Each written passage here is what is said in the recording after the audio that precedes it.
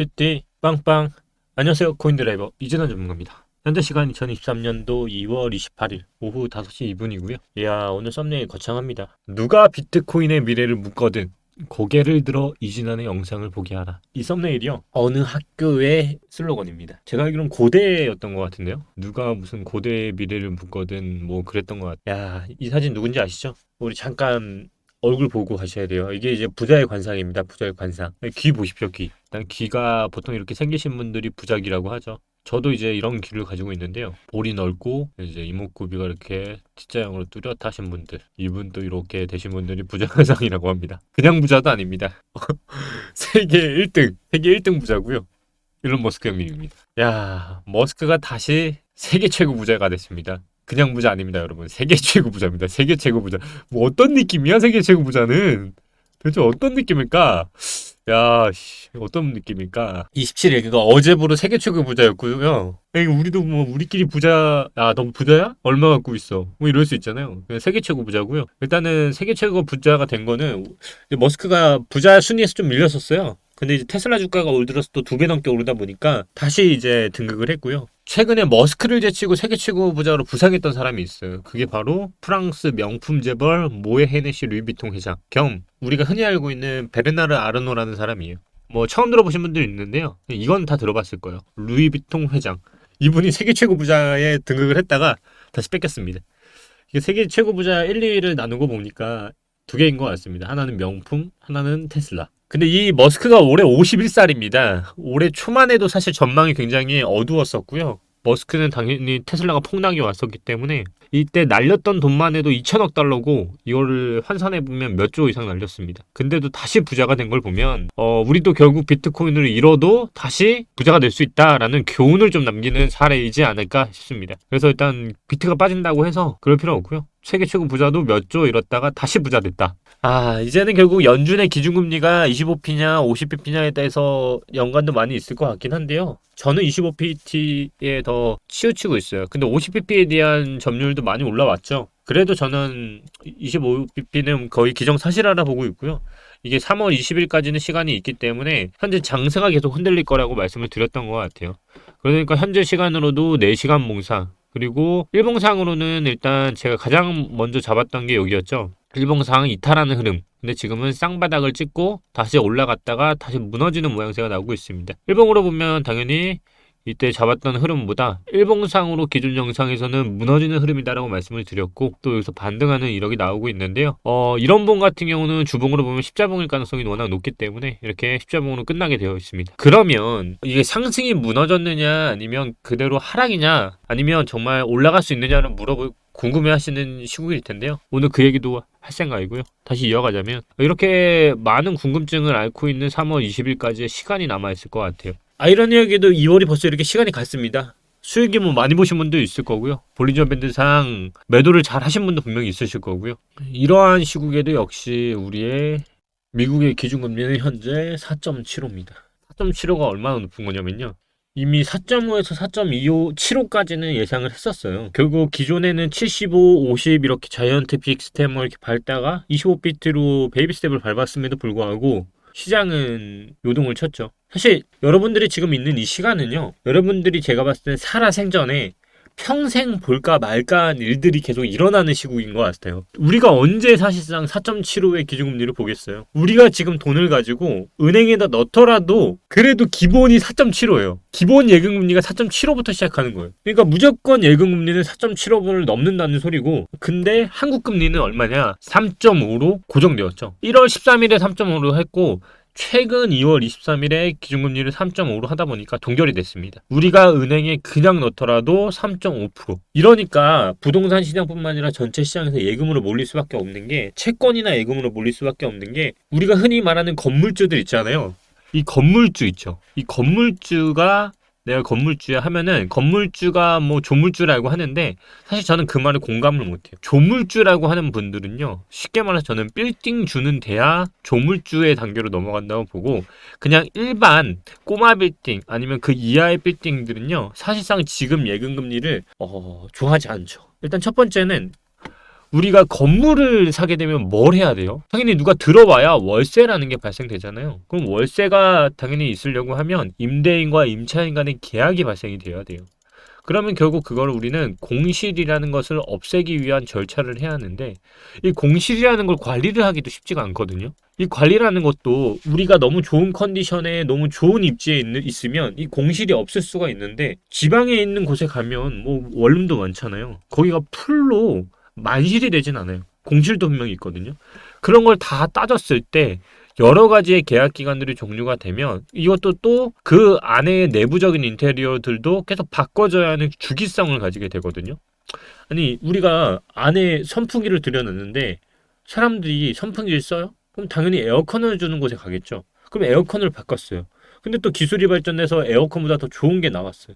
이렇게 안에 있는 것들을 계속적으로 옵션을 변경을 해줘야 공실도 관리가 되고 관리도 제대로 돼요. 거기에 이제 입지도 무시를 못하겠죠. 그렇게 했을 때 이 공실이라는 거를 다 했을 때 건물의 수익성은요, 의외로 굉장히 낮아요.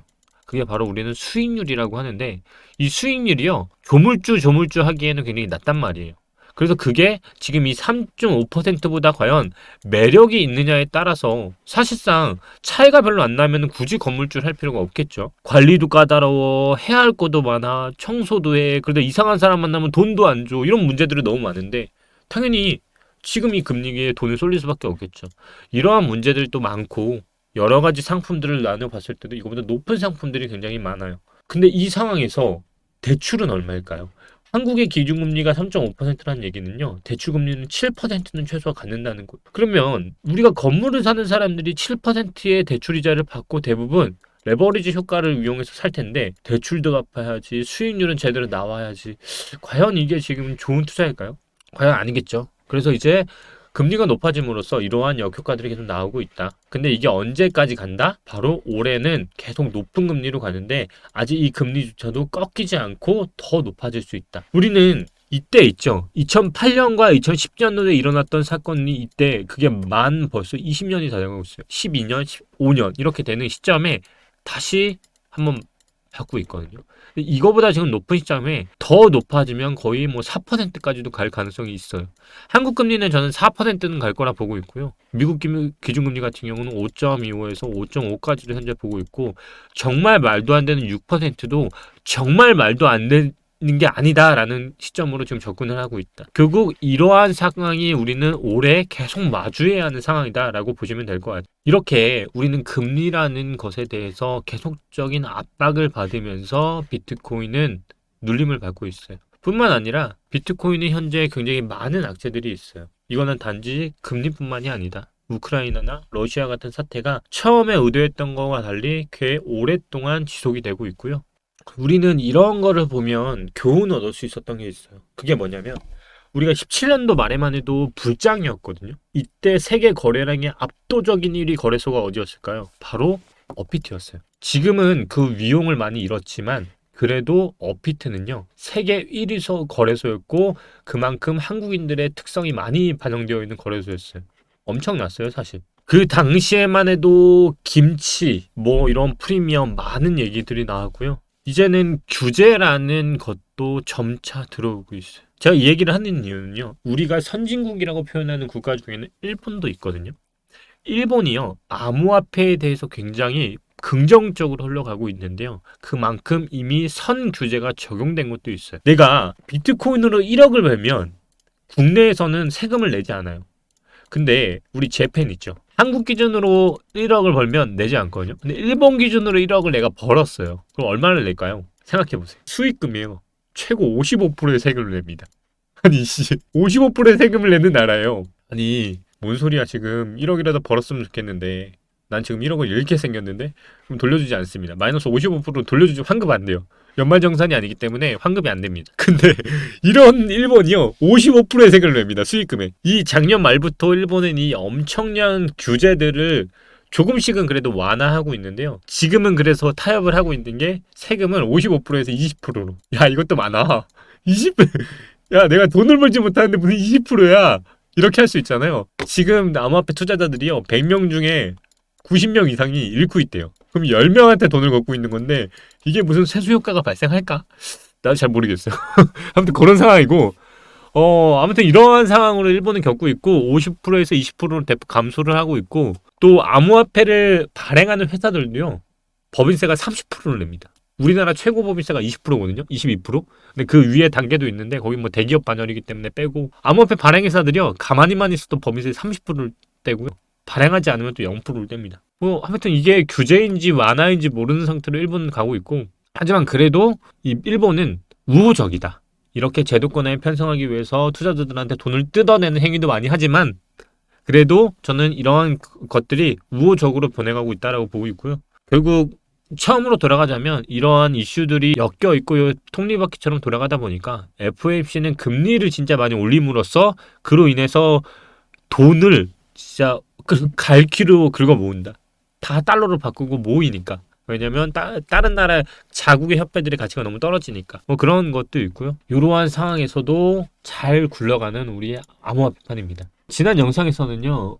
제가 1월에 주가 상승으로 2월에 발표되는 인플레 지표들이 높게 나올 것이라고 말씀을 드렸는데요. 오늘 미국 잠정 주택 판매 지수조차 예상치를 굉장히 상회하면서 뜨거웠던 1월의 지표가 거의 마무리가 됐습니다. 저는 사실상 지금 가장 중요한 시국이 3월이라 보고 있어요. 왜냐하면 3월에 발표될 2월 지표들이 중요한 이유가 이 수치들이요. 1월에 물가 상승이 일시적인 모습인 건지 아니면 정말 연속적으로 둔화가 된 건지 그러한 향방이 나오는 달이 저는 3월이라 보고 있어요. 제가 보는 가장 가까운 일시에 나오는 가장 중요한 지표는요. 바로 3월 10일 날 발표되는 비농업 고용 지수예요. 이 발표가 굉장히 강하게 나오면요. 제가 봤을 땐 엄청난 하락이 나올 수 있고요. 2연속으로 고용 강세 지표가 발표는 20일에 있을 FOMC에서 50pp에 대한 압박을 줄 수가 있기 때문에 결국 3월 10일에 나오는 비농업 고용 지수를 볼 필요가 있다. 근데 이 포인트를 잘 보셔야 돼요. 제가 3월 11일 날 나온다는 기준을 보면요. 여기거든요. 근데 3월 10일은요. 일단 이번 주부터 다음 주까지 가정을 해보면 5일까지예요. 5일까지가 이번 주의 주봉이잖아요. 저는 지금 단기적으로는요. 지금 이 저점이 낮아지는 이 봉이요. 결국 최종적으로는 3,030만 원을 깰 것 같아요. 근데 이거를 깨도요. 이 이하로 내려오냐 물어보시면 그건 또 아니에요. 제가 봤을 때는 이 흐름이 꽤 다시 한번 말아올리는 흐름으로 이 패턴이 굉장히 많이 나오고 있거든요. 그래서 개미털기를 주고 흐름만 올리고 그 다음 다시 방향으로 선회해서 차트를 이어가지 않을까라고 보고 있어요. 결국 최종적으로는 2,890만 원까지 내려오지 않을 것 같지만 단기적으로는 3,030만 원을 깨는 흐름 내에서 주봉을 한 번 더 이번 주에 위아래로 흔들어서 이런 식으로 십자봉으로 흔들어서 차트를 가져가지 않을까 조심스럽게 이번 주를 좀 예측해 볼 수 있을 것 같아요. 그만큼 이번 주에는 흔들 수 있는 흐름이 좀 많은 것 같다. 이렇게 좀 정리를 할 수 있을 것 같고 근데 이거는 뭐 저의 개인적인 예측이잖아요. 아까도 말씀드렸듯이 썸네일에서 누가 비트코인의 미래를 묻거든 고개를 들어 이 지난 영상을 보게 하라. 그런 거예요. 대응이 중요하다고 말씀을 드리는 게 비트는 그렇다. 근데 알트는 제가 그런 게 아니라 했죠. 알트는 좀 이따 말하고 비트는 그래서 일단 이런 확률이 하나 나와 있고 일단 제가 보는 관점에서는 장대 항목이 나왔던 흐름까지는 깨지 않을 것 같다는 게 제 관점인데 그럼에도 불구하고 관점이 틀렸을 때는 과감하게 50%에 대한 손절을 해야 한다는 거는 명심을 할 포인트라고 생각을 해요. 이 부분에 대한 거를 좀 잘 명심하시면 좋을 것 같고 일봉상으로는 기존 영상에서 말씀드린 것처럼 하락 전환을 한 게 분명하다. 근데 이 하락 전환하는 게 맞는데 다시 반등이라기보다는 이 지금 저점이 떨어지는 이 구간이 결국 바닥을 다시 여러 번 터치하는 거는 약해지기 때문에 좋지 않다라고 보실 수 있고 3월 10에 대한 그 압박이 계속적으로 오기 때문에 그 전주는 많이 흔드는 흐름이 나올 것 같습니다. 근데 뭐 당연히 가장 중요한 지표는 CPI 발표일 거예요. 이게 높게 나오면 당연히 큰 하방 압력이 될 것 같고요.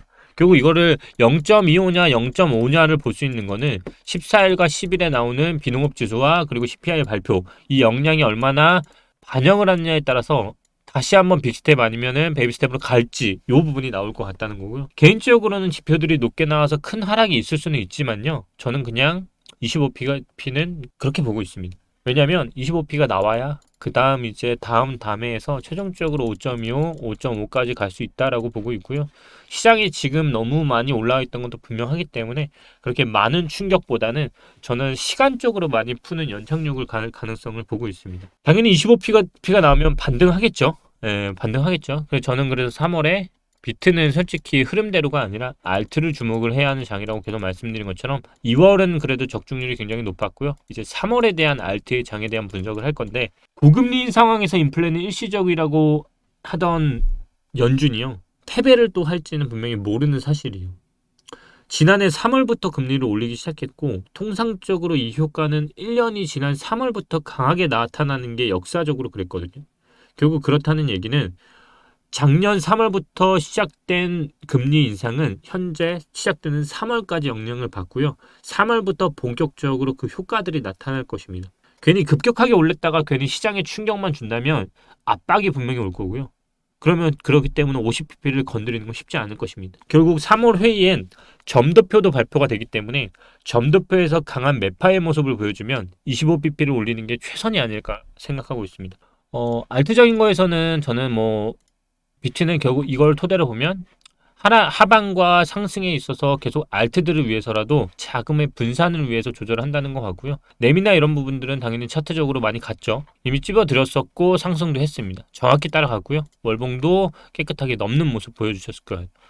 그러면 이제 다른 알트들을 찝어드리는 것보다 그냥 간단하게 첫 번째 뭐라 했죠? 월봉 직전 봉을 넘지 않은 애들 위주로 사라고 했고요. 디카르고도 지금 보니까 넘어가는 모습이 보이네요.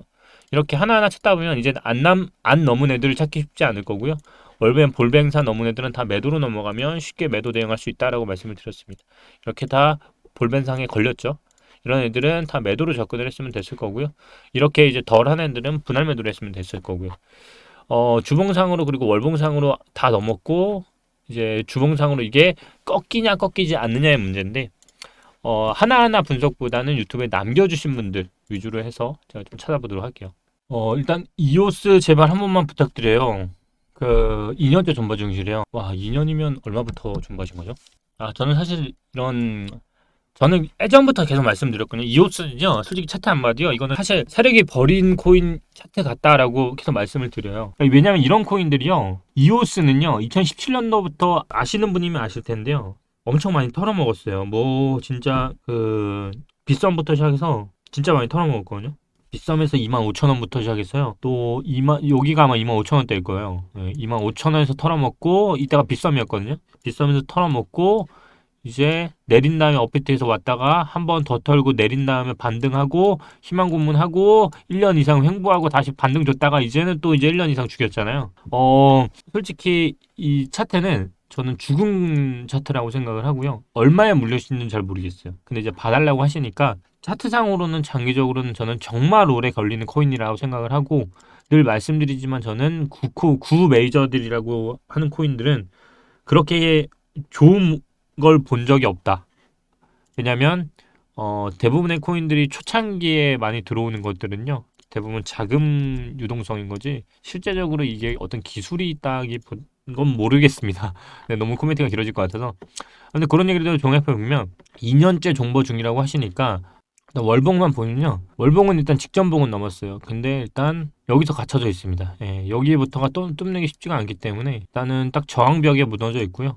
이 저항이라는 게 결국은 여기잖아요. 네, 지금 딱 저항이다 보니까 여기서 눌렸고요. 눌렸습니다. 이제 여기 병을 또 들어야 하는데 단기적으로 반등은 나온다고 하지만 일단 요 벽 1611원이라는 벽조차 못 넘고 있는 현 상황에서 판단은 쉽지 않고요. 만약에 상승한다고 하면 저는 2000원에서는 단기적으로는 무조건 털어야 한다고 보고 있습니다. 요거는 그냥 이 2분의 1 지점까지는 반드시 매도하는 게 단기적으로나마 가장 좋지 않을까라고 보고 있고요. 스탬프는 이런 코인은 제가 보지 않는다고 말씀을 드렸죠.